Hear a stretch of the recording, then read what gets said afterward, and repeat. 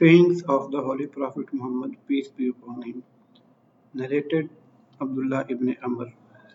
The Prophet ﷺ said,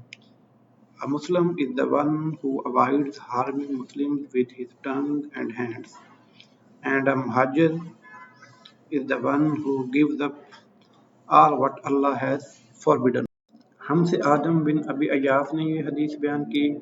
ان کو شیبہ نے، وہ عبداللہ بن ابی السفر اور اسماعیل سے روایت کرتے ہیں، وہ دونوں شابی سے نقل کرتے ہیں، انہوں نے عبداللہ بن عمر بن عاص رضی اللہ تعالی عنہ سے، وہ نبی کریم صلی اللہ علیہ وآلہ وسلم سے روایت کرتے ہیں کہ آپ صلی اللہ علیہ وآلہ وسلم نے فرمایا،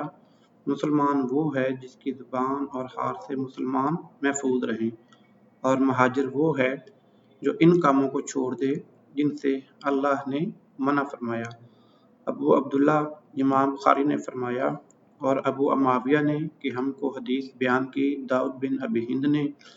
انہوں نے روایت کی عامر شعبی سے،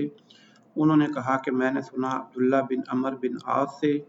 وہ حدیث بیان کرتے ہیں جناب نبی کریم صلی اللہ علیہ وآلہ وسلم سے، اور کہا کہ علی نے روایت کیا داؤد سے، انہوں نے عامر سے، انہوں نے عبداللہ بن عمر بن عاص سے، انہوں نے نبی کریم صلی اللہ علیہ وآلہ وسلم سے۔